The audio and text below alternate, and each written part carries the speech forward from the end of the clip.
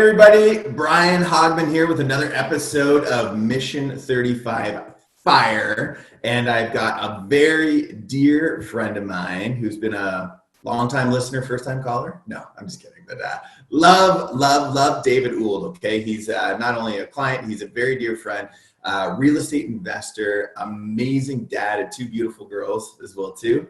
And you happen to do it all, brother. You got a great life. So, and our hope with the FIRE episode here is you want to listen to Dave because he's doing it. He's done it. And when you start to hear some of his story, you'll realize that not everybody gets to start from exactly where they want to. So, Dave, thanks for doing this, man. It's great to see you, brother. How are you, man?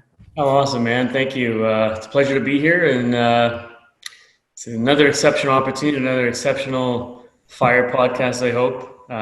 It already is, buddy. And I love the Tesla in the background. I love the Tesla. Oh, the Tesla, yes. Well, that's the mark of perseverance and trials and tribulations. But when you believe in a brand and you believe in a product, and typically believe in yourself, there's nothing to be ashamed of. So it's something that I've worked really hard for. But yeah, just like that Mission35 behind your back. Yeah. Fantastic logo. Well, listen, man, I want to jump in and talk about your story because, like, you know what? I know you really well, and I still learn more about you all the time. And, you lived out in Vancouver for a while. And tell people about that, where you left, because I think when people see a real estate investor, they see the top. They see, oh, everything's okay. They see you got money, you're building wealth, and you've done things, but it sure doesn't start that way. No, it doesn't. And actually, to be honest, living in Vancouver was a great opportunity to see exactly, well, from a couple perspectives, where, in terms of real estate, where the market can go, but really how fickle it can be at times as well. And my situation, living in Vancouver, young guy, had a pretty good job. Was married at the time, and we were trying to live the dream and keep up with the dream, and it was really challenging in that market at that time 10 years ago. How much were houses 10 years ago out in Vancouver?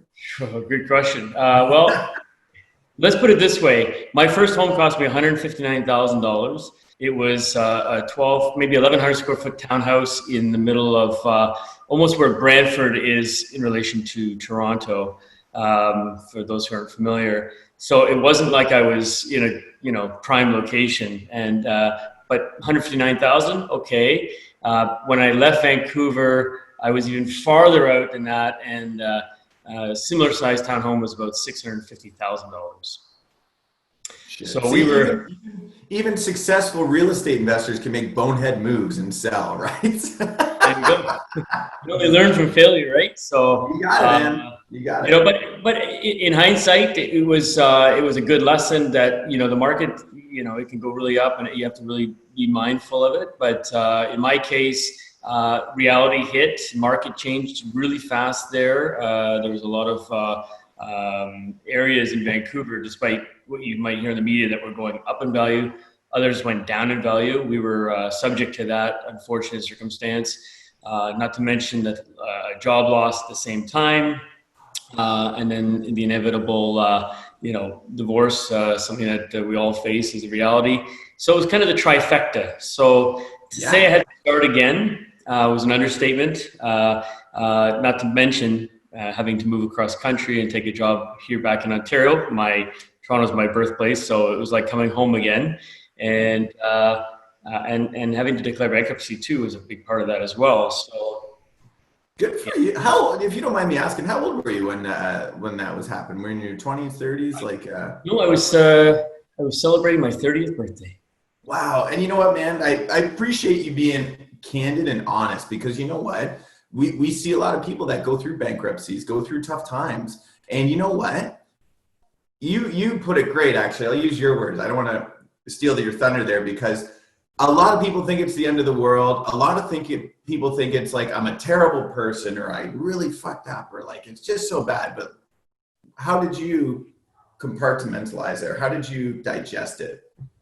I was given a piece of advice I was I was always really proud of my financial acumen and being really careful with my money and never missed paying a bill.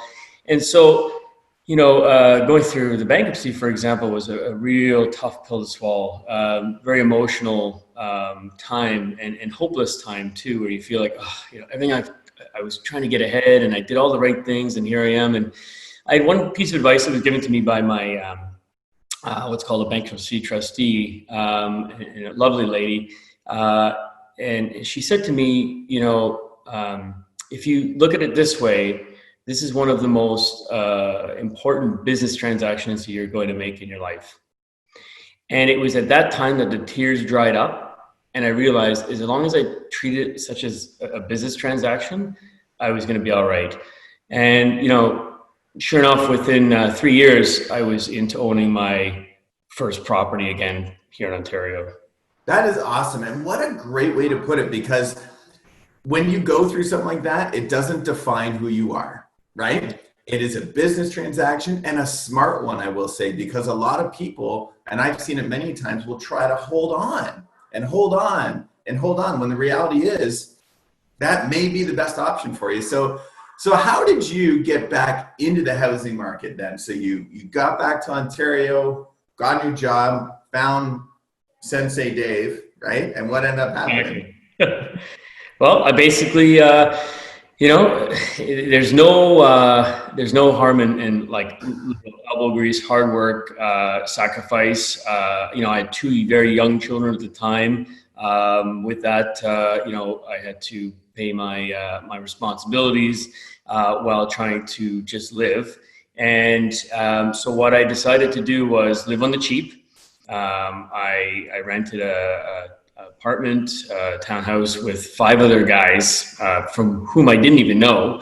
And I had my children part-time, and I had a one-room, I rented a room out of that. And it was like $400 a month, something like that. And I had gotten a good job here in Ontario, and basically was living as if I didn't have a good job. Had a really crappy car, like a 25-year-old car with like almost 800,000 kilometers. I mean, it was a piece of crap. But every dime I had, and especially any of the, the bonus monies that I was making or commissions, all went into my RSPs. Because for me, I was coming, if I planned it correctly, you become a first-time home buyer again after 4 years of prior owning a home, which if my plan worked out, I would have saved the 25% down payment that you need as a bankruptcy client as a minimum to get back into a house for a mortgage. At least that was the rules at the time. And for me, if I didn't see the money, I didn't have the money. So when it came time to position myself to reinvest in the market, I looked for a couple things. One, did I have that 25% down in the quickest liquidity I could get, which would have been the RSPs, because it was for the taxes, with the exception of the overage, which was deferred taxes. In my viewpoint, it was I could pay the 30% now, deferred, but get that liquidity I needed to get into the housing market that was rising like a storm here in Hamilton. And two, I made it a point of finding a property that would allow me to renovate in a basement apartment and bring in some rental revenue to offset my outgoing costs, the infamous child support and that sort of thing. But I was hell bent on making it work, and I was hell bent on making it work within 3 years instead of the 7 years of being discharged from a typical bank. That's huge, and I appreciate you saying that, because 3 years post what you would say is the bottom. Do you know what I mean? And you're able to get into a house with subsidized income with a basement. But, and I think too, it's important, like it didn't happen overnight. It took some hard work. It took a plan, right? You had the plan in place to save up the money, right? So, and it always reminds me of a line when I hear your story: you can have reasons or results, right? And you know what? So many people in your situation could have been a victim, could have been all the reasons not to, but you decided to get results from it. So I really admire you for that. So you have more than one property now. So tell me about the thought process, and how was it getting your first place, renting out the basement, did it work out well? Like, how did that Yeah. work, the first one? Well, I mean, not all things are like, Hollywood, and they're always perfect. And although the story sounds great, it still had its trials and tribulations with that first home and the things I had to do to renovate it, and then getting into being a landlord, for the first time was an eye opener. People management is far more difficult than money management, I think, especially when they're tied to each other. So, although I had grand plans to have these great tenants who would pay on time and not bother me, didn't always pan out that way. But as you slowly start to learn, what you're looking for in a person and a tenant and things like that, you kind of get a good grasp of it. And I did pretty good. Meanwhile, most successful companies are the ones who reinvest in themselves. So I saw myself as running a company. I had two unpaid employees and my daughters who didn't do much anyway.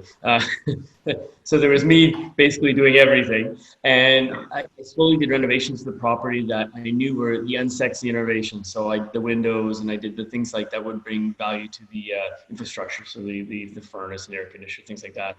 And I redid the backyard and fully fenced it in. It made it just appealing to the market, for which again I'd foreseen a big Toronto push. A lot of the Toronto people being pushed out because the cost wanted to come to Hamilton, but expecting a little bit better for their money. And so in doing that, in the course of 4 years, the rental money helped subsidize the renovations, brought the value of the property up. And then it came time to, again, networking yourself with the right people is a key thing. You and I got together, and I'll never forget this. I said, do you think it's possible that, before they change all these mortgage rules, that, just a pipe dream, but you gotta get another property here and get something bigger. The kids are being teenagers. I think they're gonna want their own rooms now, because it was a small wartime home I had. And you're like, obviously. Dreaming you can do it. So I'm like, I love it. And I wanted to keep that momentum going. And I like to be told I can't do something and then do it. And so, and you were one of my advocates. You're like, you can do this. And I said, okay, let's take a look at how this makes sense to me. You made sense to me. And we were able to leverage that one home through like a refinancing type of situation that didn't over leverage anybody. It didn't over leverage me. Put me in a good position. Obviously, another good friend of mine and ours, Danielle Connolly, she's been a great supporter of me as well. Said, I'm gonna find you that house you need. And I said, let's replicate the same recipe. And so I wanted to find a home that also had another basement apartment that I could do the exact same thing to, because it's just me most of the time. I didn't need all that space to myself, so I might as well utilize it. And so we found one, and we're sitting in the garage right now. And so I cookie cutter approach, replicated it, and it's worked out even better than the first time around. So. Well, and I think, I love that too, in the sense that I remember our conversation, and I love, because a lot of people don't jump in as quick as you. So I admire you for that, because when you see it, you want to go for it. And I love to remind people that, if you have $200,000 equity in your home and you have one home, if you take $100,000 out and put it into another home, you still have $200,000 of equity, but now you doubled your asset base. And when prices are going up, which they will, I don't believe CMHC right now. Okay. We were talking about that earlier, whatever. Yeah, exactly. But if you have one $500,000 house and the prices go up by 5%, that's $25K. If you multiply that to 2, that's $50K. Like it's anyway. So I'm so proud of you for doing that now. And I want to share too, because we've gone through an interesting time in our lives, right? And over the past couple months. Yeah. A lot of people were concerned and said, oh, tenants won't pay. It's going to be bad. I'm glad I'm not a landlord, but I'm curious, what was your experience during the pandemic and your mind state through what happened over the past couple months? That's a really great question, because it's another reality-based, scenario question that we're all affected by one way or another. And in my case, obviously I was a little bit concerned because you kind of get caught up in the media. You go on Facebook and you see these posts of people like, we're not paying rent day or whatever. And the thing is, I think with anybody in any scenario, communication is key. And if you have an open communication with your tenants to say, listen, and you approach them before they have to approach you, it surely helps the situation. And so I took that approach, with some of your coaching. I think I drafted up 3 different types of email approaches I was going to go with the tenants. And the one that I utilized was really built on the foundation of empathy, to empathize with them, that we're all in the same situation, because this really it was an even line for everybody in the world, right? And I said, listen, I'm here to help where I can. I have things that I can also utilize as support, like with deferrals of mortgage and things like that. But what I was afraid of, these people, my tenants, I should say, I was afraid that they might think they can just get away with not paying rent. And of course, that would be very bad. And it wasn't to say they would have, but I wanted to outline the fact that if there was a deferral that they needed from me, I would help them as best I could, of course, but just gently reminded them that, at the end of everything, as things went back online, they'd still have to, they'd have to catch up. And I wouldn't want them to be in a position once they were finally back to work, then they'd have this sum of money that they'd have to pay back and have added pressure. So I think by kind of reminding them that, the laws are still in place, there is room to wiggle at this point, but it still comes back down to the fundamental fact that, rent is due, as they say, and the mortgage is due because, the banks need their money. We're all in this together. I didn't even get a reply, but what I got was all my rent money's on time. And so I think that had a big part of it. I think so too. You didn't hide, you went out with it, you nailed it on the head. I think coming at it from a compassionate place, and we're all in this together, I think that's awesome. And I think, being a man of action like that helped get through it, because I think that would have contributed to the positive results you had. You said, listen, this is what we're doing and I'm going to do something about it. So yeah. And again, that networking of like-minded people to ensure that I'm sending the right message. Like I talked to another mutual friend of ours, Tobias Smolders, and Tobias said, like, you know what? The worst thing that's going to happen is they don't pay today, but they'll pay you, and so that, and I agree with that. And I have a coach that always reminds me, and he says, and it drives me crazy every time he reminds me, but it's true. And he says, see things as they are. Don't see it worse than it is. Right. Mm-hmm. And that's the same thing. And it happens. It's very applicable in so many facets of life. Just see it as it is. But we'll have a tendency to, loop it and make it worse and worse. And I even found myself once, I'm like, oh my God, I got a lot of rentals. What if nobody pays? Shit. Right. But then you have to stop that and go, okay, where are we today? Don't make it worse than it is. What's happening, right? That's right. And I think, talking to you, Tobias, Danielle, other people that we're having in our great network there, majority of people of landlords, I don't know one that got into financial difficulty. That's fantastic. Which is, there may have been some people that weren't paying today, but nobody got in financial difficulty. And I think, it actually created a little bit more peace of mind, because now, hey, guess what? If my job pivots, if my job changes, and I've got this asset here, I've actually got a little bit more security than I thought I did before. Well, and that security has really lent itself to me keeping my blood pressure in check, and through this COVID time, because we're all affected. Even my salaries, my salary at my regular job is cut in half right now. And although it's difficult and made some cuts in other areas, the things that I've done and the foundation I've created for myself has given me that peace of mind that, it's not all doom. I just gotta say that again. Your salary was cut in half. Yeah. Half. Still at half. And I know lots of people in fact lots of ways, but for you to say that in such a calm way, to say my salary's cut in half, right? And still be able to make some concessions to make things work, because you have subsidized your income through, rental suites and the rental property. That is beautiful, Dave. That is so good, really good, man. So kudos to you, brother.